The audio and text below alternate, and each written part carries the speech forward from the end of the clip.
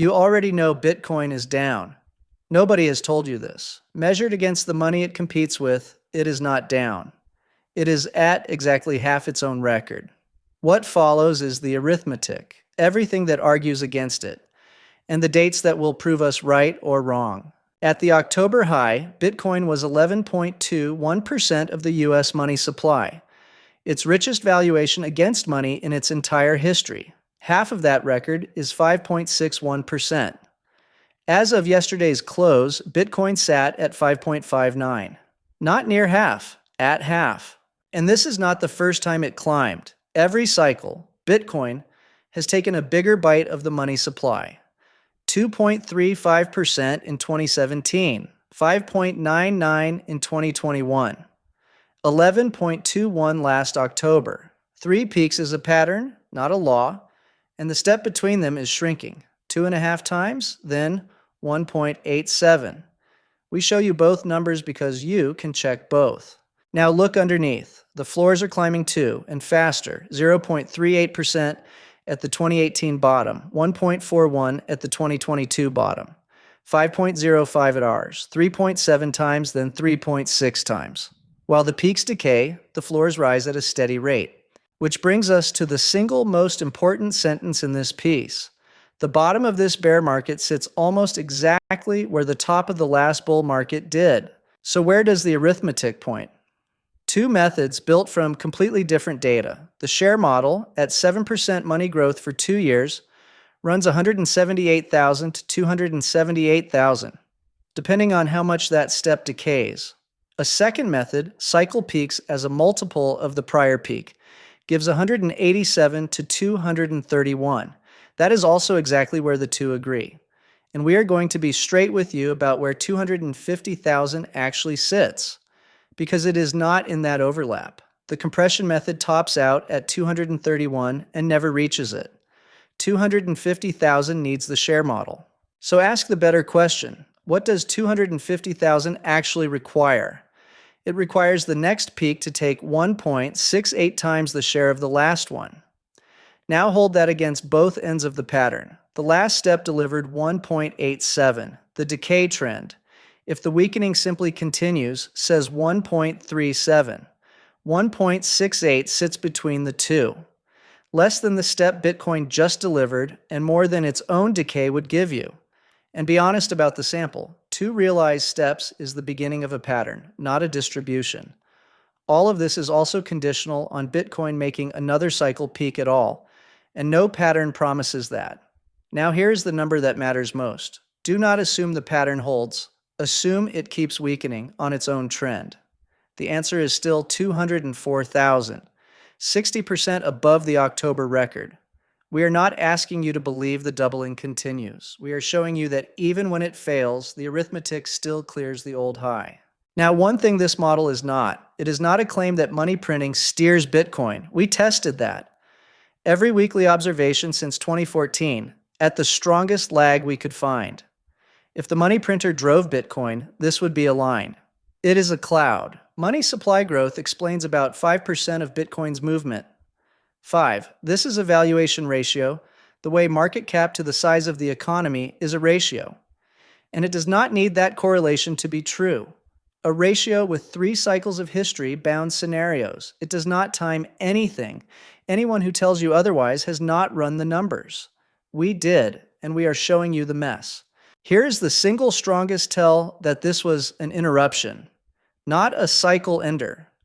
Look at what stocks did during Bitcoin's last 2 bear markets. In 2018, the S&P was 11% below its high at Bitcoin's bottom. In 2022, 18% below. Both times Bitcoin fell as part of a broad flight from risk. Now look at this one. At Bitcoin's June low, the S&P was 1.5% from its all-time high, and today it is 0.5% away. Bitcoin has never had a bear market against stocks this strong. This drawdown is not the market pricing a recession. It is idiosyncratic. And when Bitcoin decouples down from strong equities, it is always reconverged up. So if the economy did not break, what did? 3 things, and we can name all 3 with their status. A rate scare that ended 8 days ago on one inflation print, resolved. A war premium in oil that round-tripped once and is being repriced by a blockade, not by demand, while a fragile peace framework takes shape, fading with our derail lines published, and a yen carry unwind that everyone feared. The Bank of Japan has now hiked twice, and the second hike landed with Japanese stocks at record highs, absorbing. Not finished, and the yen is still the wild card on this board, which is why it stays marked. But the thing that was supposed to break the world is being digested in plain sight. So what is the backdrop underneath the noise? 4 dials the Fed watches, and all 4 point the same way. Recession risk, the SOM rule, sits at 0.07 against a trigger of half a point. Jobless claims, 208,000 and falling. Core inflation, 2.57%, near 2% and still easing. And rates, the Fed cut from over 5% to 3.63, paused into the war scare, watched the market price hikes, and the hike threat died last week. The path forward reopened. This is a rate cutting, no recession, disinflating soft landing, which is the single best backdrop risk assets get. And Bitcoin is meeting that backdrop as a sturdier asset than it has ever been. Since the spot funds launched, its own volatility has fallen by about a quarter, from 60% to 45%. A calmer asset makes shallower bear markets, and that is exactly what the record shows. 84% down in 2018, 77 in 2022, 53 now. The drawdowns are shrinking cycle over cycle, while the floors, Bitcoin's share of the money supply at each bottom, keep rising, less fragile and less deep each time. Here is every bear market Bitcoin has had, measured from each peak, down 84%, down 77%. And ours, the shallow green line, down 53%. The mildest it has ever had, and it absorbed a carry trade blow-up, a war, and record miner selling. And through all of it, the network never missed a block. A maturing asset draws down less every cycle, and this is the proof. So here is where we come down. History's 3 bears bottomed 364 to 411 days after the peak and our low printed early, at day 268. The mildest drawdown on record, the rising floors, and everything you have just seen say the same thing. This cycle already bottomed, faster than any bear before it. That is our call, and we are making it. The one number that would change it is a daily close below 58,586, and Bitcoin is well above it. We are not hedging. We are handing you the exact line that would prove us wrong, and it has not come close. And here is why that test does not change where this goes. The model is share times money supply divided by coins. There is no trough anywhere in that equation. Bottom at 58,000, at 45, at 30, the destination cells do not move. A lower low changes your entry, and it nudges the faster clock by a few months. It does not change the destination. One more tell, and this one comes with an expiration date printed on it, because it is a weather report, not a pillar. From its own June peak, the semiconductor index is down nearly 19%. Measured from Bitcoin's June 30th low, the window we use, so nothing mixes bases. Semis are down about 12%, while Bitcoin is up 10.5%. Capital cooling on one crowded story and warming to this one. If semis reclaim their highs, this reason expires, and we will strike it from this page ourselves, dated, sourced, and honest about its shelf life. How high? The arithmetic is clear. On timing, 2 clocks. One opens the zone in 2028. The other, the clock that called the last top to the day, says late 2029. They disagree by about a year, and we show you both. But the direction they share is the only one that matters, and it is up. Underneath all of it, 2 structures that did not exist last cycle. Washington now pays more in interest, $1.22 trillion a year, than it spends on its entire military, 9 straight quarters. In the 34 years before this run, it happened once. That is the arithmetic pressing toward easier money whoever chairs the Fed, and easier money grows the denominator this whole model divides by.